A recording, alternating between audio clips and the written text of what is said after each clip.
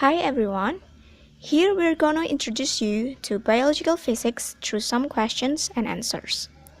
Here we have a sheep as our main character. He's kind of confused for what should he eat, the rocks or the grass. The rocks are non-living organisms and grass is living organisms. How we define living organisms? We're gonna try to explain it later. To be continued. Okay, next we're going to the second question. How we describe the physical mechanisms that allow living organisms to be highly ordered due to second law of thermodynamics that happen in the isolated system, like the system inside the rectangular. The entropy inside the system will always be increasing. This statement can be explained by this equation. E equal F plus Ts. E is the total energy, F is free energy or high quality energy, and Ts is temperature times entropy or the low quality energy. When he eats grass, he inputs high quality energy into his body. After he processes the high quality energy, he releases low quality energy, such as poop, and heat. This suits the second law of thermodynamics, that is entropy will be increasing inside the isolated system. But when he processes the high quality energy, he also increasing order inside his body. This is not denying the second law of thermodynamics, because when he increasing order, he also release heat that can increasing entropy to his surroundings. The third question is, how do you describe the physical methods that cells use to organize their chemical processes and reactants? There are. First is self-assembly. Self-assembly is the cell's capability to assemble themselves. For the case of self-assembly that we want to describe is the process of making bilayer membrane in cells. We know that more than 90% of substance in human body is water. There are also a lot of phospholipid molecules in human body, which are used to form the structure of bilayer membrane. Phospholipid has a structure that consists of a head and a tail. Phospholipid's head is hydrophilic, or like water molecules, and phospholipid's tail is hydrophobic, or filled with water molecules.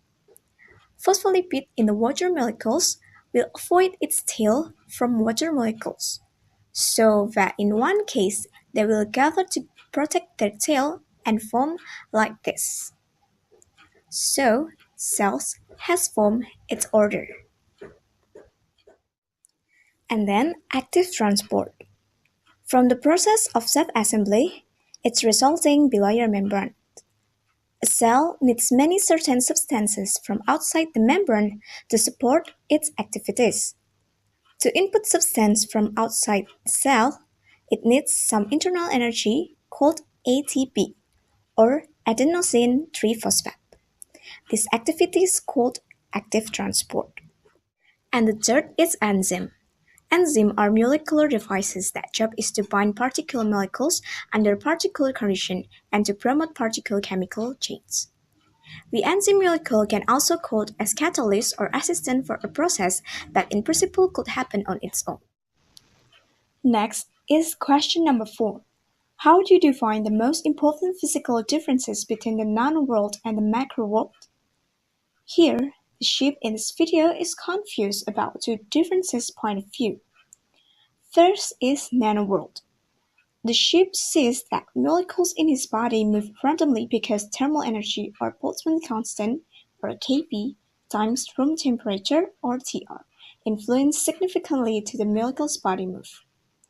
As we can see in this video, red molecules as the representation of thermal motion try to hit phospholipid molecules. But when the sheep sees this phenomena from microwatt scale, thermal energy has tiny impact or even impactless to the whole process activity on macrowatt. Now, the question number 5. How do you use statistical physics to predict any physical processes in the seemingly random world in cells? We know that our body consists of molecules that move randomly because of the thermal motion. As random sequences, we can't precisely know the sequence of each molecule in cells. One way to know and analyze molecules' behavior in cells is by using statistical physics. There is one main concept in statistical science called binomial distribution. The reason using this concept is first, discrete distribution, second, random sequences, and third, there's only two possibilities, that is yes or no.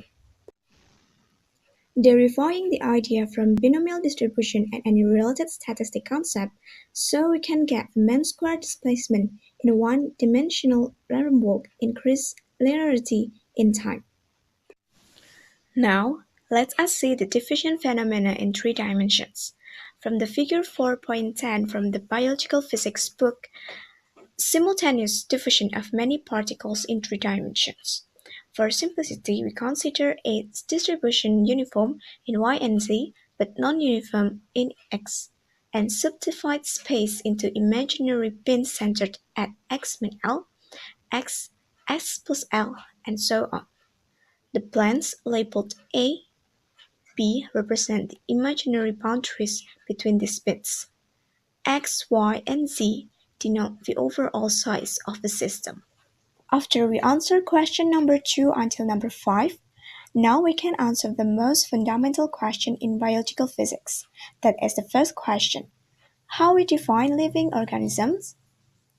After we understand all the answers, we can define whether an organism is a living or non-living organism.